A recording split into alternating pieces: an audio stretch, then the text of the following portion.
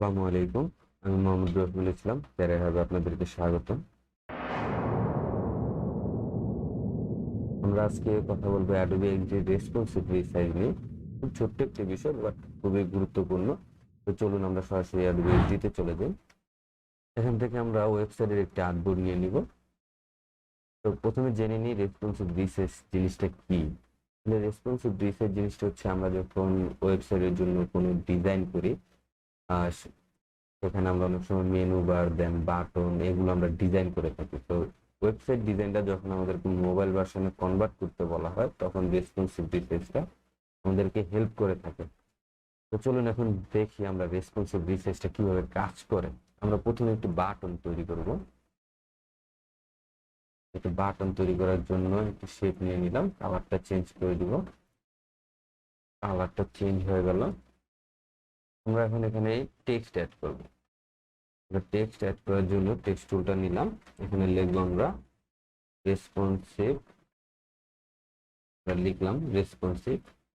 তো যারা আপনারা আমাদের টেক্সট টুলের ভিডিওটা দেখেছিলেন তারা জানেন যে আমরা এখানে টেক্সটে সিলেক্ট করা অবস্থায় দেন আমরা এই যে পয়েন্টটা দেখতে পাচ্ছেন এটা ধরে যদি নিচের দিকে ড্র্যাগ করি আমাদের টেক্সটটা বড় হয়, কিন্তু সেম পয়েন্টটা ধরে যদি আমরা উপরের দিকে ড্র্যাগ করি আমাদের টেক্সটটা ছোট হয়।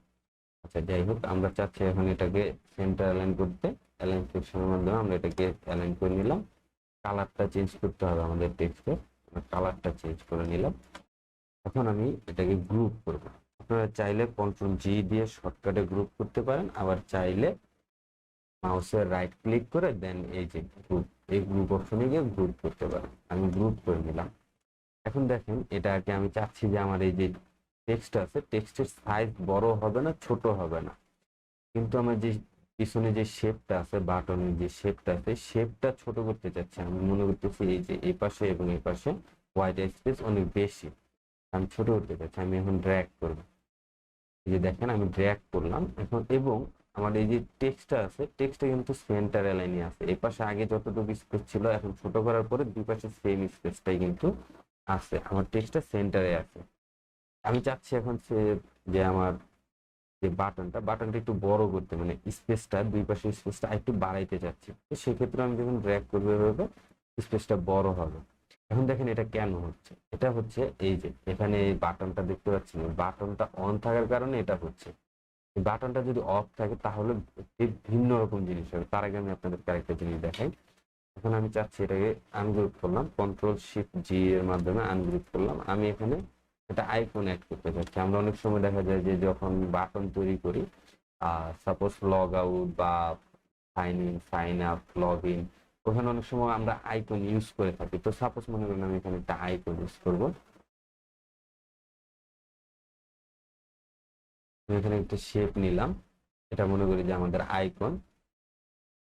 এখন এটাকে আমি যেখানে রাখলাম এটা কিন্তু এখানে লক হয়ে গেল। হ্যাঁ, আমি এখানে তিনটাকে ধরে রাইট মাউসের রাইট ক্লিক করে এটাকে গ্রুপ করে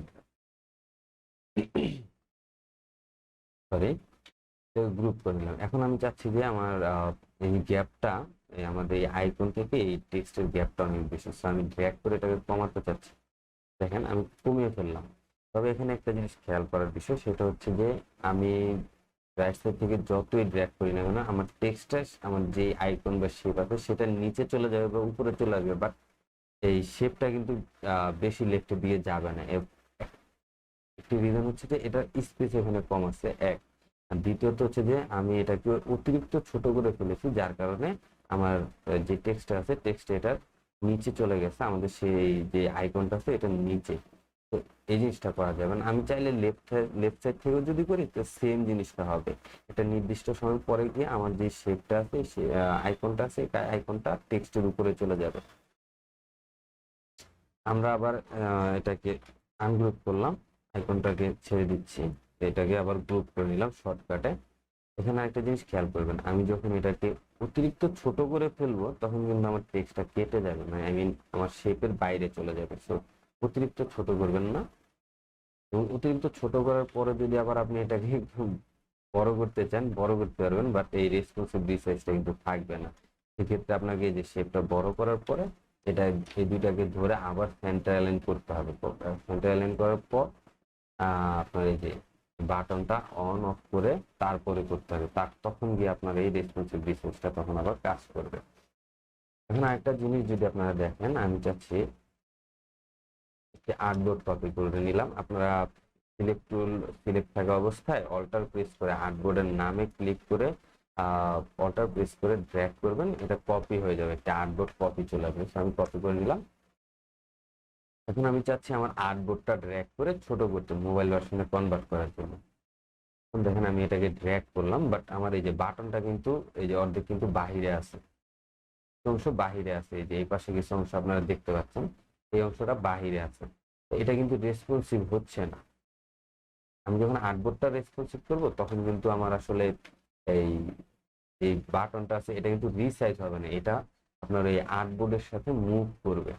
তো এটা কেন হলো না? এটা হয় নাই, এর কারণ হচ্ছে আমাদের এখানে রেসপন্সিভ ডিসপ্লে বাটনটা অফ করে। আমি অন করে নিলাম।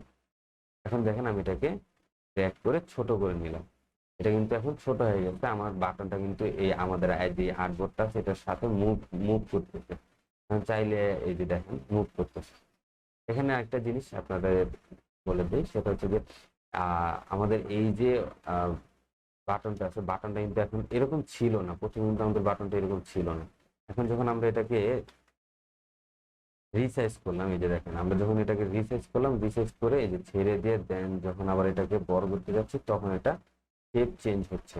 তো এটা আপনার এখানেও হবে না, এখানে হবে না।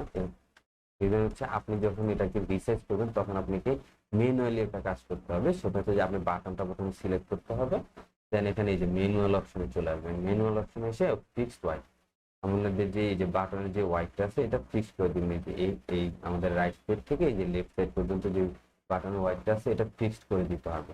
আচ্ছা, এখন আমি ফিক্স করে দিলাম। এখন দেখেন আমি যদি এটাকে ছোট করি, এই যে ছোট করলাম, ছেড়ে দিলাম এবং আবার এটাকে নিয়ে আসলাম, এটা কিন্তু আপনারা বাটনটা কিন্তু আর বড় হয়নি, যেটা কিন্তু এই যে আমি এটাতে করিনি আমাদের এই যে দেখেন এখানে, সরি, এটাকে রেসপন্সিভ রিসাইজ করে বাটনটা অন আছে, অন করে নিলাম। এই যে এখন দেখেন আমি যদি এখানে নিয়ে আসলাম, ছেড়ে দিলাম এবং আবার ড্র্যাগ করলাম, এই যে আমাদের বাটনটা কিন্তু বড় হয়েছে। এটা হয়, এটা কিন্তু আমাদের এই বাটন মতন হয়নি। এই রিজনটা হচ্ছে আমরা তো এখানে ফিক্সড হোয়াইট করেছি, বাট এটাতে আমরা এই বাটনে আমরা ফিক্সড হোয়াইট করিনি, যার কারণে আমাদের এই বাটনটা বড় হয়নি, বাট এটা বড় হয়েছে। এখন আমরা যদি একটা জিনিস রেসপন্সিভ হিসেবে আমরা যদি মেনু বার তৈরি করি, এখান থেকে একটু মেনু বার তৈরি করব, কালার চেঞ্জ করব, না হোয়াইটিশ না, সামথিং ডার্কিশ টাইপ কিছু একটা বেটার। ওকে, আমরা এখন এখানে টেক্সট অ্যাড করবো মেনু। এখন টেক্সটটা হোয়াইট, যার কারণে আপনারা দেখতে পাচ্ছেন না। তো আমরা এখানে নিয়ে গেলে আপনারা দেখতে পারবেন। এই যে দেখেন আমি এখানে এটাকে অ্যাড করে দিলাম। সাপোজ আমাদের এখানে একটা লোগো লাগবে, তো আমি এখানে একটা লোগো নিয়ে নিই, সিলেক্ট নিয়ে কপি করলাম, আমরা একটা লোগো তৈরি করবো।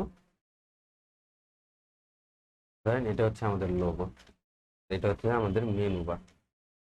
এখন আমরা চাচ্ছি এটা আমাদের ডিজাইন আর কি, ওয়েবের ডিজাইন, আমরা এটাকে মোবাইলে কনভার্ট করতে পারছি।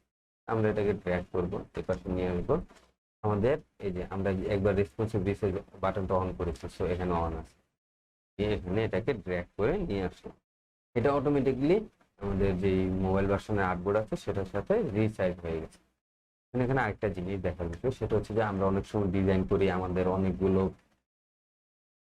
থাম্বনেল থাকে বা প্রোডাক্টের লিস্ট থাকে র হিসেবে। আমরা এখানে এটা কালারটা চেঞ্জ করি, মনে করেন এটা হচ্ছে আমাদের একটা থাম্বনেল, এটা হচ্ছে আমাদের আরেকটা, এটা হচ্ছে আরেকটা, এবং এটা হচ্ছে আরেকটা। আমরা একটা জিনিস দেখেছি অনেক সময় ওয়েবসাইটে গেলে, তো ওয়েবসাইটটা যদি আমরা মাউস দ্বারা বা মাউসের দ্বারা যদি আমরা ওয়েবসাইটটাকে ছোট করে, তখন দেখা যায় যে আমাদের যে এই যে প্রোডাক্ট গুলো থাকে বা যে লিস্ট গুলো থাকে এগুলা সিরিয়াল ওয়াইজ নিচের দিকে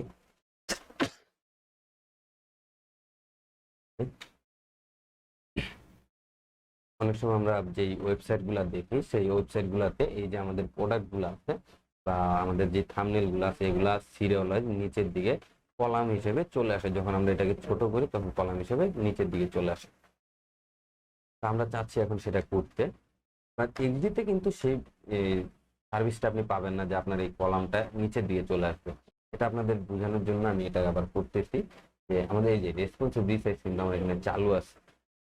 আমরা এটাকে ড্র্যাগ করবো, যে দেখেন আমি ড্র্যাগ করতেছি, বাট এগুলো কিন্তু একটার পর একটা নিচের দিকে চলে আসতেছে না। এই সুবিধাটা আপনি এক্সিতে পাবেন না, এটা একটা আরেকটার উপর ওভারল্যাপিং হয়ে যাচ্ছে। সো আমরা যারা এই ওয়েবসাইটে দেখি যে রেসপন্সিবলি আমাদের যে প্রোডাক্টগুলো থাকে বা থাম্বনেলগুলো থাকে সেগুলো একটা নিচে আরেকটা চলে আসে, সেগুলো রেসপন্সিভলি কোডিং করার মাধ্যমে হয়ে থাকে। সো ওইগুলোর সাথে আপনি এই এইচডিতে এই সুবিধাটা পাচ্ছেন না। তো বন্ধুরা, আজকের জন্য এই পর্যন্তই। আশা করতেছি ভিডিওটা ভালো লেগেছে। ভিডিওটি যদি ভালো লেগে থাকে অবশ্যই আমাদের চ্যানেলটি সাবস্ক্রাইব করবেন, আর সাবস্ক্রাইব করা থাকলে অবশ্যই আমাদের ভিডিওগুলোতে লাইক কমেন্ট শেয়ার করতে ভুলবেন না। ধন্যবাদ। আসসালামু আলাইকুম।